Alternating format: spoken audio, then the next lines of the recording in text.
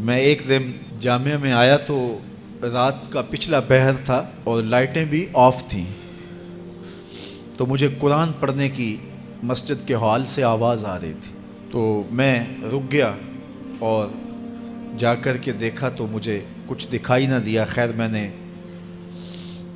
لائٹیں جلائیں تو پھر بھی مجھے کوئی بچہ بیٹھا نظر نہ آیا جو قرآن پڑھ رہا ہو، لیکن جس سمت سے آواز آ رہی تھی میں اس سمت بڑھا، تو میں جب آگے گیا تو دیکھا کہ ایک بچہ سویا ہوا قرآن پڑھ رہا ہے۔ ان کے تو خوابوں میں بھی قرآن ہوتا ہے، یہ تو جنت کی چڑیاں ہیں۔ آپ اگر مجھے پوچھیں کہ آپ نے اتنی عزتیں کیسے پائی ہیں تو میں آپ کو راز بتاؤں کہ یہ میری ماں کی دعائیں ہیں، میں آپ کو راز بتاؤں یہ میرے باپ کی سحری کے سجدوں میں بہنے والے آنسو ہیں، میں بتاؤں کہ یہ میرے اساتذہ کی شفقتیں ہیں، میرے مرشد کی نگاہ ناز ہے۔ لیکن میں آپ کو یہ راز آج بتانے لگا ہوں کہ آج اگر میں عزت کی اس مسند پہ بیٹھا ہوں تو میں نے طلباء کی خدمت کی ہے۔ جب یہ سوئے ہوئے ہوتے تھے تو میں ان کی لیٹرینیں صاف کیا کرتا تھا۔ آج اللہ نے مجھے ان بچوں کے قدموں کے صدقے سے عزتیں دی ہیں۔ یہ حافظ قرآن بچے، یہ طلباء، یہ اللہ کے مہمان ہیں۔ صحیح حدیث میں آتا ہے کہ طالب علم کے پاؤں تلے اللہ کے نوری فرشتے پر بچھاتے ہیں، جن پر رحمتیں اترتی ہیں، جن کے نیچے فرشتے بھی پر بچھا رہے ہیں۔ تم نے ان پہ بم گرائے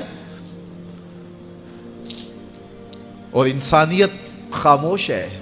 ہمارے استاد فرماتے تھے کہ ایک دارالعلوم تھا، وہاں طلباء پڑھتے تھے، تو یہ بچے ہوتے ہیں بالخصوص حفظ کی کلاس کے بچے، چھوٹی عمر کے ہوتے ہیں، اور اس عمر میں بچوں کی شرارتیں، بچوں کی اٹکیلیاں، یہ ان بچوں کے بچپنے کا حسن ہے۔ بعض لوگ ہمارے پاس آتے ہیں کہ یہ بچہ شرارتیں بہت کرتا ہے، دم کر دیجئے، تو میں کہتا ہوں یہ شرارتیں ہی تو ان کی عمر کا حسن ہے، جب بڑے ہو جائیں گے تو یہ سنجیدہ ہو جائیں گے۔ وہ ایک شاعر نے کہا تھا مجھے اچھا نہ لگا بچوں کا جوان ہونا۔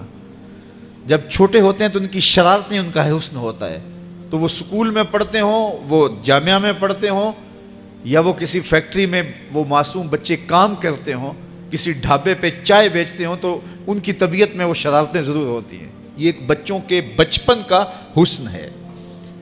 تو وہ بچے تھے اور شرارتی مزاج تھا، اور ایک شخص ان کی خدمت کیا کرتا تھا۔ کبھی وہ گھی کا کنستر اپنی کمر پہ لاد کے لا رہا ہے، کبھی وہ آٹے کی بوری اپنی کمر کے اوپر لاد کے لا رہا ہے، اور بچوں کی خدمت میں لگا رہتا تھا۔ بچے تھے، کچی عمر تھی، شرارتی مزاج تھا، تو انہوں نے اس کا نام ڈال دیا حمار، گدھا۔ جب بھی بھوک لگی ہوتی اور وقت کھانے کا قریب ہوتا تو کہتے وہ ہمارا گدھا گیا ہوا ہے، ابھی لے کے آئے گا تو کھانا ہم کھائیں گے۔ تو آپس میں انہوں نے اس شخص کا نام جو ان کا خدمت گزار تھا گدھا رکھ دیا۔ اسے پتا چلا کہ یہ مجھے گدھا کہتے ہیں، میں ان کی خدمت کروں، نوکری کروں، بلا معاوضہ میں ان کے لیے کمر پہ گھی کے کنستر اور آٹے کی بوریاں لاد لاد کے لاؤں، اور یہ مجھے گدھا کہتے ہیں۔ اس نے چھوڑ دیا اور گھر چلا گیا۔ رات پڑی، سویا، مقدر جاگے، کیا دیکھتا ہے؟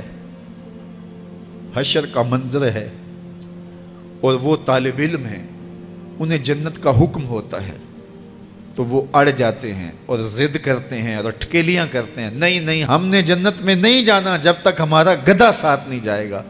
یہ اٹھا اور آنکھوں میں آنسو تھے اور دوڑتا ہوا مدرسے آیا، کہا تم مجھے گدھا کہو، حمار کہو، کوتا کہو، میں نوکری تمہاری ہی کروں گا، کیونکہ تم اللہ اور اس کے رسول کے پیارے ہو۔ کتنے خوش نصیب ہیں وہ ماں باپ جن کے بچے حافظ قرآن بنتے ہیں۔ آپ کو پتہ ہے قیامت کے دن حافظ کا تو جو مرتبہ ہوگا وہ ہوگا ہی ہوگا، حافظ قرآن کے والدین کے سر پہ نور کا تاج رکھا جائے گا۔